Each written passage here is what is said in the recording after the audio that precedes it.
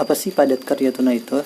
Yaitu padat karya tunai cash for work merupakan kegiatan pemberdayaan masyarakat desa khususnya yang miskin dan marginal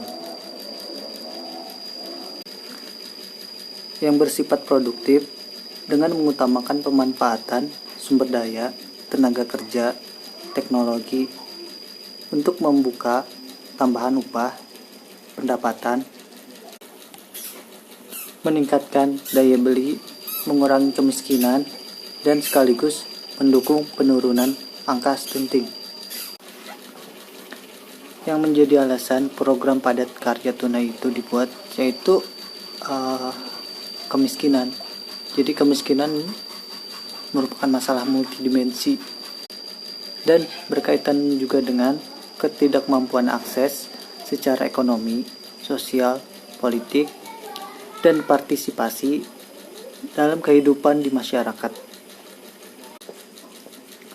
Lalu pemerintah berupaya menanggulangi kemiskinan dengan cara mengeluarkan Undang-Undang Nomor 6 Tahun 2014 tentang desa yang berbunyi, pembangunan desa bertujuan meningkatkan kesejahteraan masyarakat desa dan kualitas hidup manusia serta penanggulangan kemiskinan melalui pemenuhan kebutuhan dasar dan pembangunan sarana prasarana di desa. Selama ini banyak kalangan beranggapan bahwa program-program yang diberikan oleh pemerintah dalam menanggulangi kemiskinan tidak tepat sasaran dan tidak efisien. Karena program-program yang ditawarkan membuat penduduk Indonesia menjadi tidak terangkat kesejahteraannya dari status miskin. Sebaliknya justru masyarakat menjadi lebih tidak berdaya secara ekonomi. Maka dari itu pemerintah berupaya sekeras mungkin untuk membuat program yang bisa mensejahterakan rakyat, yaitu dengan cara membuat program padat karya tunai. Mungkin hanya sedikit penyampaian saya dari materi program padat karya tunai. Nanti kita akan bahas tentang konsekuensi dari kebijakan padat karya tunai dana desa, di mana ada kebijakan kontra dan pro-nya. Tapi kita akan bahas dulu tentang kebijakan yang kontranya dulu. Ya, seperti kita ketahui, desa-desa di Indonesia ini hampir beberapa desa itu sistem kepemimpinannya di sana itu masih pakai sistem dinasti, di mana kepala desanya itu kakaknya, bendahara desanya itu adiknya, saudaranya, segala macam gitulah pokoknya. Jadi masih kayak nepotismenya itu masih ada di sana.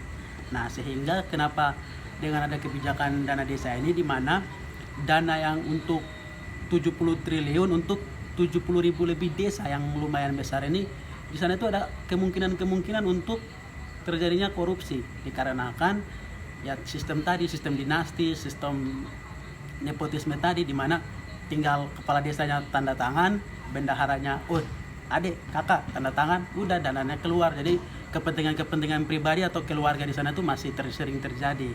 Sehingga menurutnya dana desa ini yang sekian besar ini jadi perlu ditingkatkan lagi pengawasan dari pemerintah pusat berkoordinasi dengan pemerintah daerah.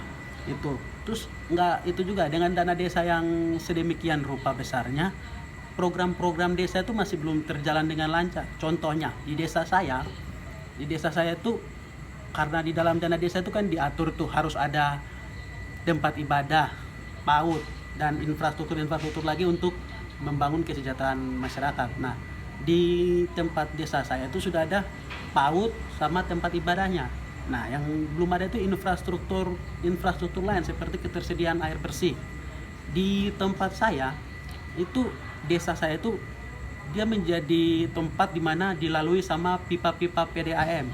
Tapi di sebagian masyarakat atau sebagian wilayah yang agak bagian ke atas gunung sedikit itu dia nggak bisa menerima ketersediaan air bersih dengan baik. Mereka harus turun ke agak bagian bawah untuk ditimba sehingga dibawa ke rumah masing-masing. Nah, ini kan dengan dana yang tadi kita bilang 70 triliun untuk 70.000 lebih desa, tapi kurang efisien dan efektif dilaksananya. Gitu. Terus tidak hanya pro-nya saja, kontranya saja, tapi ada pro-nya juga. Dana desa ini, dari dana desa ini sangat baik malahan. Dari dana desa ini juga setiap desa itu menurut data yang saya baca dari jurnal yang diterbitkan sama Kementerian Dalam Negeri itu, di situ dikatakan bahwa dari program dana desa ini setiap desa itu paling tidak dia bisa menyerap 55 tenaga kerja. Nah, jadi dari 74.000 tuh dikali 55 aja ya sudah lumayan sekian banyak tenaga kerja yang terpakai. Itu pro-nya dan bagusnya. Terus di masa pandemik ini padat karya tunai dana desa itu menjadi suatu yang sangat dibanggakan sama Presiden Jokowi, karena dia mengeluarkan program di mana dia suruh menteri-menteri sama pemerintah daerahnya itu untuk memangkas biaya-biaya yang tidak diprioritaskan untuk disalurkan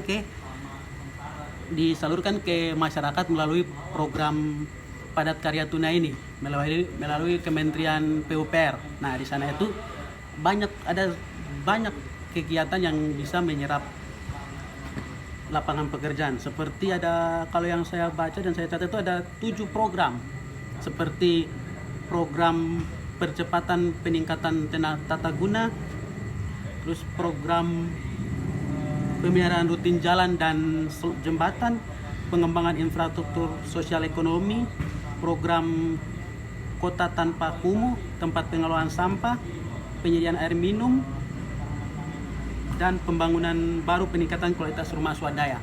Nah, dari sini contoh kecil aja, pembersihan jalan dan jembatan itu bisa, karena di setiap kali di tempat saya, di desa saya itu biasa pembersihannya itu dipakai dari, kadang itu biasanya kayak pemuda-pemudi yang dikatakan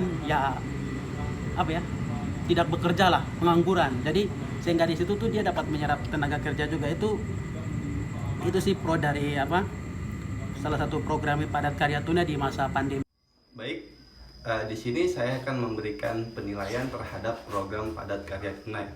Nah, program padat karya tunai ini telah dibuat oleh pemerintah di tahun 2018. Nah, program padat karya tunai ini adalah program perluasan dari dana desa. Nah, menurut saya program padat karya tunai ini sudah sangat manjur, artinya sudah sangat bermanfaat dan terus harus dipertahankan program padat karya tunai ini, karena program padat karya tunai ini sangat bermanfaat untuk masyarakat desa dalam rangka meningkatkan kesejahteraan, dalam rangka meningkatkan pendapatan masyarakat secara langsung, khususnya bagi masyarakat yang kurang mampu, masyarakat miskin, masyarakat yang tidak mempunyai pekerjaan, masyarakat yang tidak mempunyai lahan-lahan persawahan di desa, dan masyarakat yang masih setengah menganggur. Nah, selanjutnya pemerintah pusat itu mempunyai peraturan terhadap program padat karya tunai ini. Nah, peraturannya itu adalah HOK atau yang disebut dengan harian orang kerja sebesar 30%. Nah, menurut saya HOK ini, harian orang kerja ini kurang pantas diberlakukan di masyarakat desa. Karena apa? Karena menurut saya HOK ini harus dihapuskan. Biarkan bagi desa memberikan kebebasan bagi masyarakat untuk mengelola program padat karya tunai ini dengan metode swakelola.